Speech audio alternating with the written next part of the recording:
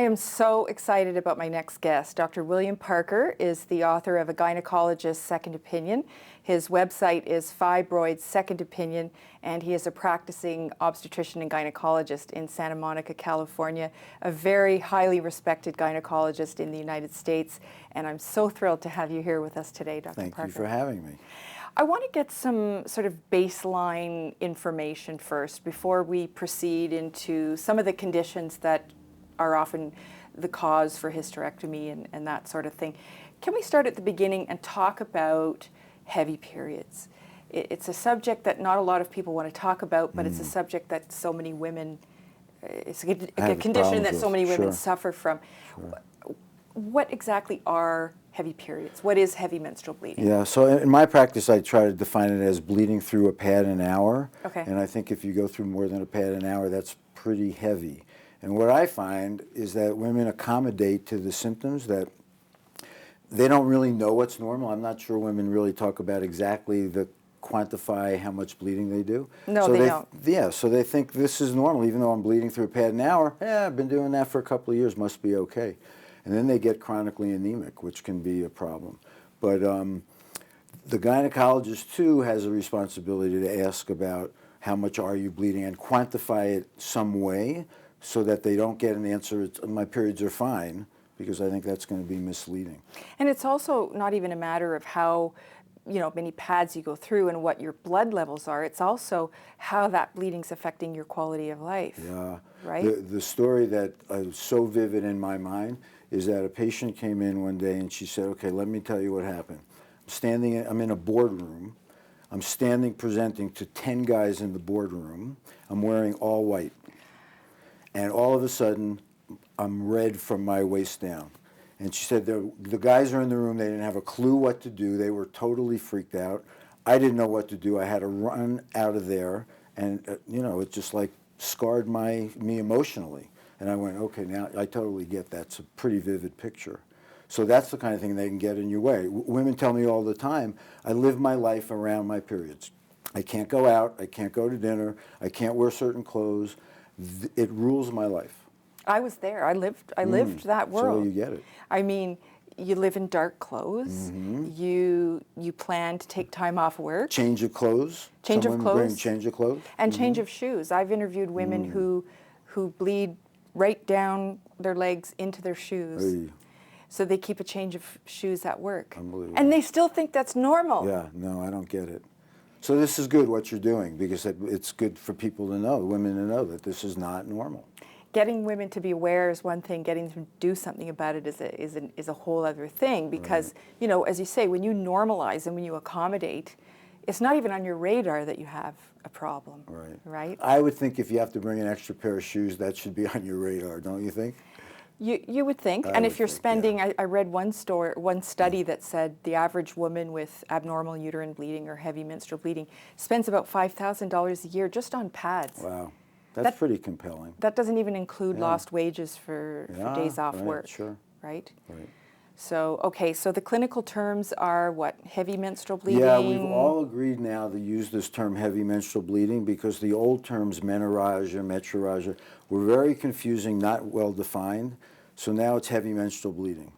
And is that accepted worldwide? Well, we're trying to get it accepted worldwide. One of my colleagues, Mac Monroe, is come out with kind of this definition and put it in a lot of different journals to try to get everybody to join on board, so that we're all speaking the same language. Mm-hmm. Has that been part of the problem in diagnosing women, that around the world no two gynecologists could kind of agree on what to call this condition that a woman is presenting with? Yeah, I think there was a lot of difference. Different definition in the United States, in Europe, probably in Canada too. But I think the issue is that the patients weren't really talking about the problem, and doctors, as well, I'm sure we'll be talking about, had only one solution, which was hysterectomy, so women stopped talking about it. And I think that's what I see. Also, as a society, we, in 2012, 2013, we are still not talking about heavy periods. I'll just give you, for example, when I've been doing some of the promotion for my book, The Unhysterectomy, I've been on radio shows that have buried my interviews at 5 in the morning. Oh, yeah. And I was told by one radio station that I did some advertising with that I couldn't use the term heavy period in the words in the ad copy. I changed it to heavy flow, and they still told me that I couldn't. Wow. What did they want you to use? I'm not sure. None of the above, yeah. But it wasn't until I threatened to pull my ads that they said heavy flow was acceptable. Right. But I think that as a society, nobody wants to hear about women up to their knuckles in blood, right? Yeah. It's just not a. That's interesting. It's just not talked about, right? Yeah, I think maybe if you have a woman producer who has the problem. I mean, that's actually some of the media things I've done have been women that had the problem that got it, that said, yes, we'll. In fact, that's how we got our book published. A friend of a friend had an editor friend, sent her the book. She was 30 years old. She didn't have a clue what a fibroid was. And her mother, however, had bad problems from fibroids. She gave it to her mother. Her mother said, this is a great book. You should publish it. It's so true. That's how we got it published. It's so true. So you have to stay away from the guys, the guy producers. That's right. So let's talk a little bit about what some of the diseases or conditions are that cause us to bleed so heavily, because I think also we just think that when we say heavy bleeding, we just think it's just period bleeding that happens to be heavy. But there are actual things going on inside of us, right, that actually produce all this blood. So one clue is that if you have very heavy bleeding from the very beginning, your first menstrual period from that point on is very heavy, you should think about blood clotting disorders. There's something called von Willebrand's disease. Right. 20% of women have it, and it's not like hemophilia where you die or you get really ill, but it can cause you to lose more blood. And if you notice from the very beginning it's heavy periods, you should be checked for that. It's a simple series of blood tests to be checked for that. Because it is treatable. If you need surgery, they can give you something in the IV so you don't have a bleeding problem during surgery. And there probably will be some medications that you can take also. There's a spray medicine if you're really hemorrhaging that you can take nasally. So that's an important point, because a lot of women just think, well, I've always bled that heavily, that must be normal, but because that should be checked. Most normal periods start out maybe a little light the first day, and then you kind of build up. You have 2 heavy days, and then you taper off. But you're saying with very variable though. Even that's very variable. Some women start the first day is really heavy, and then it gets lighter. I've heard every explanation. But with von Willebrand, it's heavy from the beginning. From the first period. Oh, from the first period. So you're 13 or right. 12 or 11, you have your first period, it's heavy, and it never varies. That should be checked. Right. My area of interest and expertise is fibroids.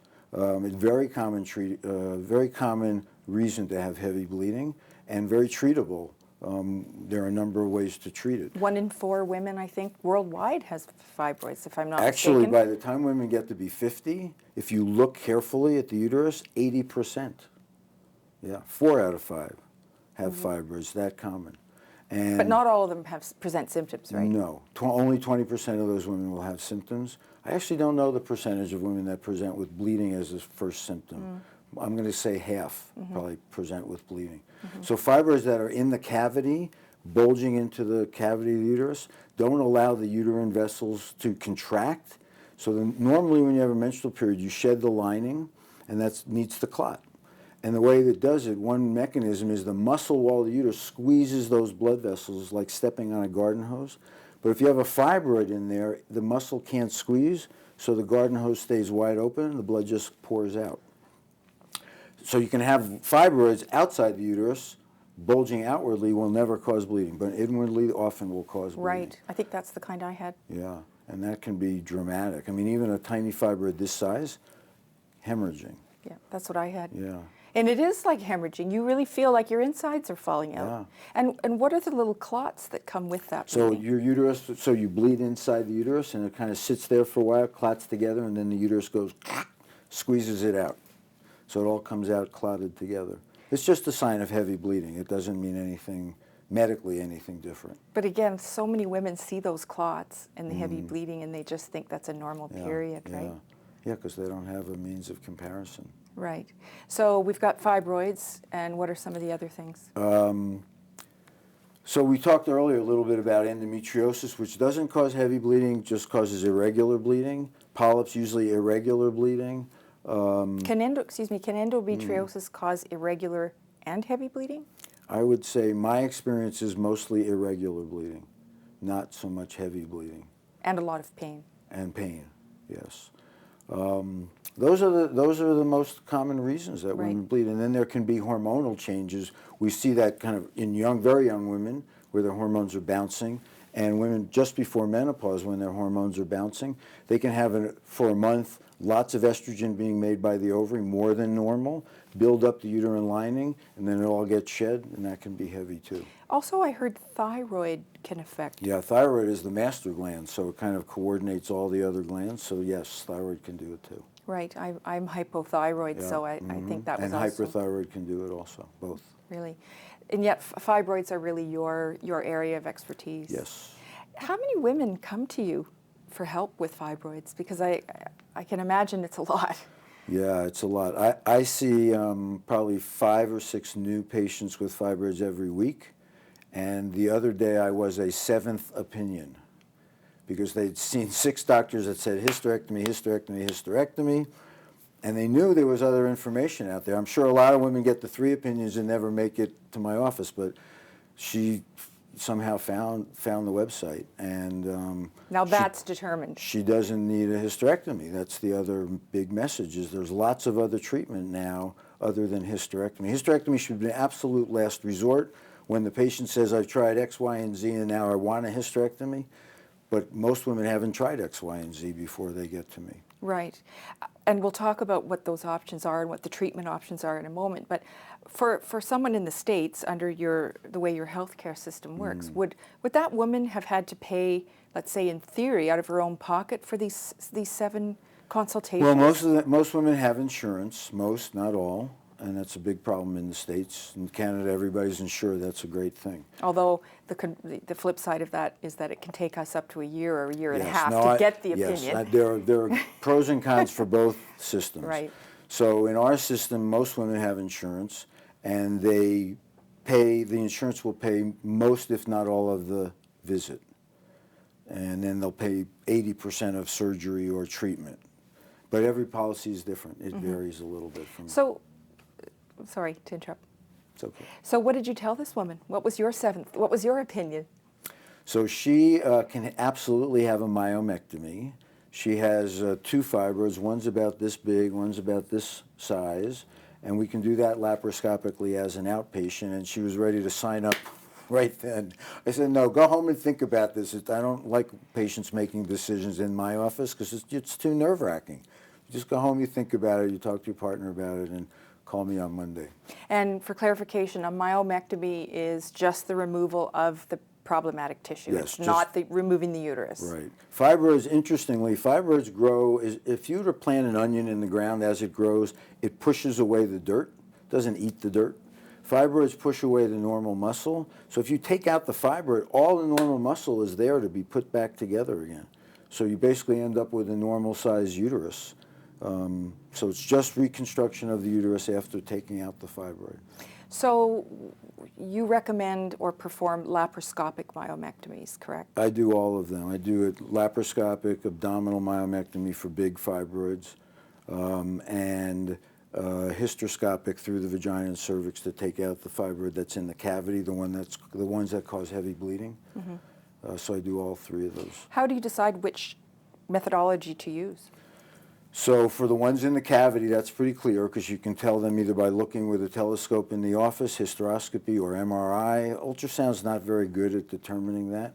But if it's just in the cavity, then that's the least invasive. It's basically a 30-minute procedure, home the same day, back to work in 2 days. That's what I had. I think. Yeah, no pain, no recovery. You can probably speak to that. I can. It was amazing. It was absolutely, Right. I mean, here I was being told I needed a hysterectomy, and then I get this second opinion, and I have this hysteroscopic myomectomy.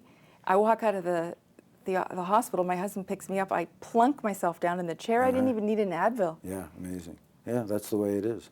Laparoscopy or robotics now depends on the size and the number and the position, and it's a little bit of a gestalt. You kind of, You know, you could have one fibroid that's way too big to get out laparoscopically, or you could have 50 fibroids this size that are too hard to find laparoscopically.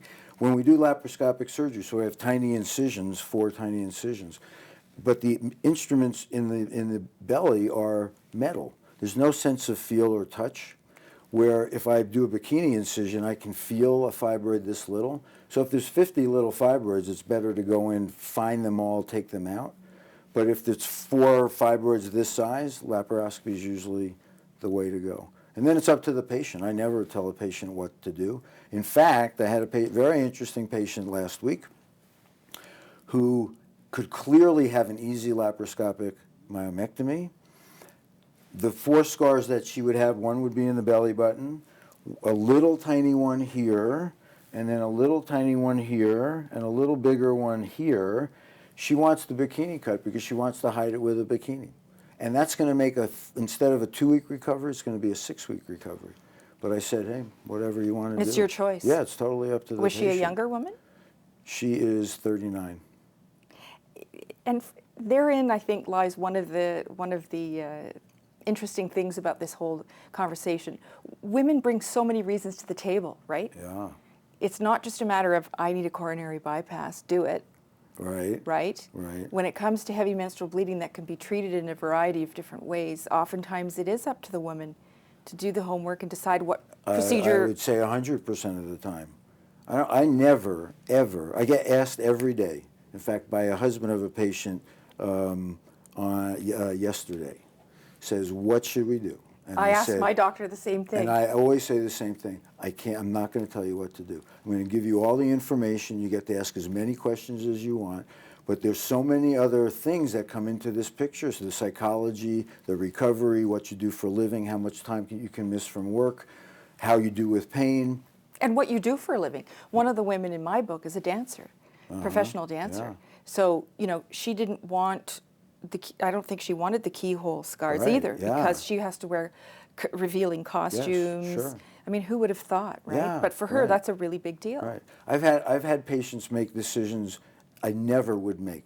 I have patients walking around with fibroids this big that can't exercise, can't be active, curtail their life, but they don't want to do anything about it. They don't want surgery, they don't want embolization. We've gone through all the options, and they've said, I'm okay. And I would never do that. I'm very active. I play basketball on the weekends still, and I wouldn't do that. I've had one patient who had a fibroid this little, sitting on her bladder. Her only symptom was she had to get up in the middle of the night to pee once a night. I'd get up to pee, big deal. Why would you have the surgery? She had the surgery because that was bothersome to her.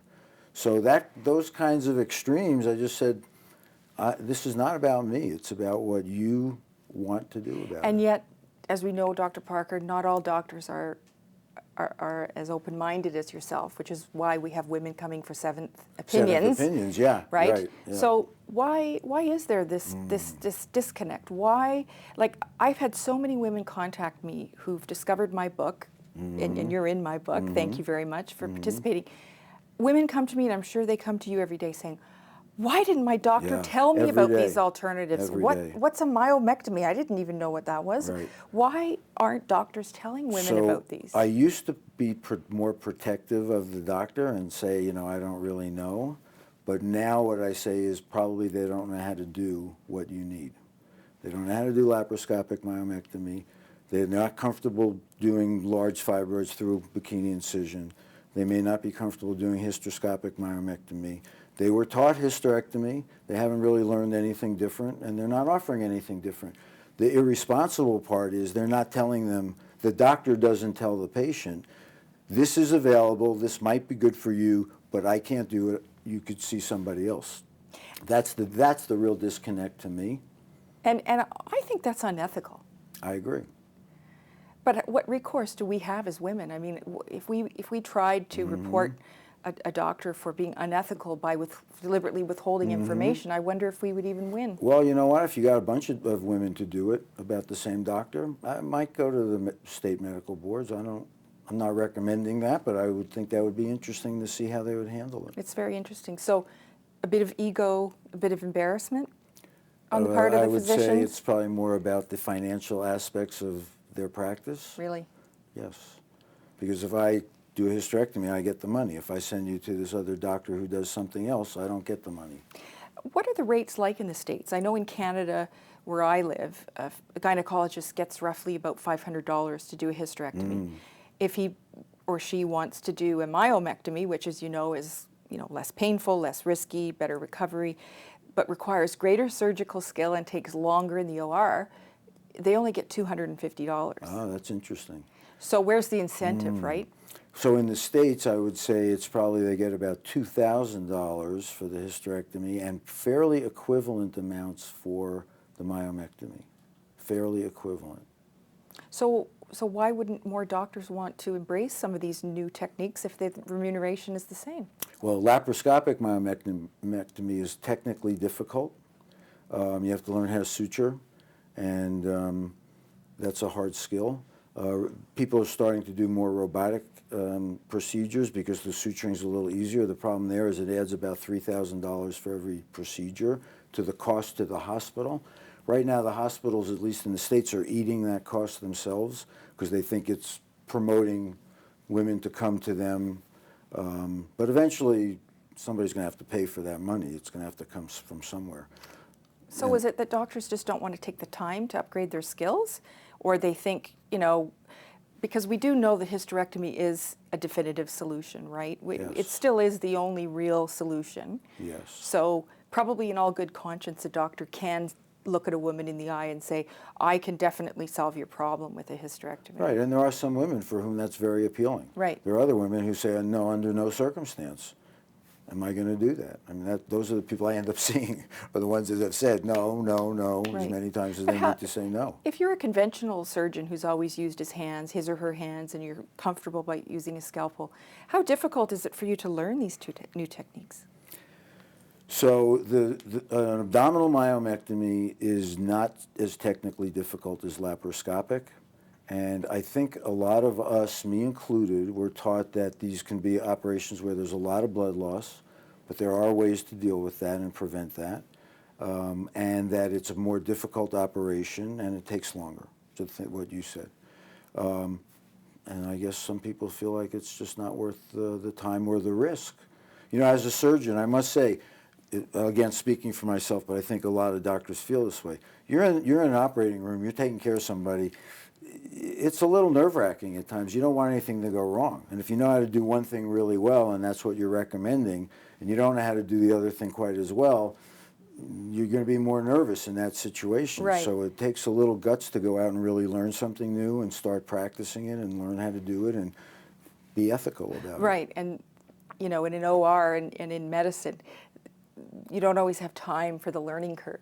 No, but there are ways to do it where you start with patients that want a myomectomy that are easier to do. You start with the easier ones. The harder ones, maybe you send to somebody else. And then over time, that's how I learned to do it. I was taught if you take out fibroids from the uterus, you're going to be left with Swiss cheese. Your uterus is worthless. You need a hysterectomy. That was 1978. But along the way, I learned that that was not true, and then there are studies that show the uterus heals perfectly well. On MRI, it looks beautiful after all the fibroids are taken out. And then I met a man named Stanley West, who's in New York City, through a mutual friend, who I went to watch him operate, and he was doing things I was taught were impossible, and he was doing them every day. And I said, you got to teach me, and he taught me. And if there weren't leaders, thought leaders and change leaders, we wouldn't have airplanes today, right? We wouldn't have cars driving around. Right. Yeah. And that's what I always say. I mean, Yeah. we can never accept the status quo. We Right. just can't.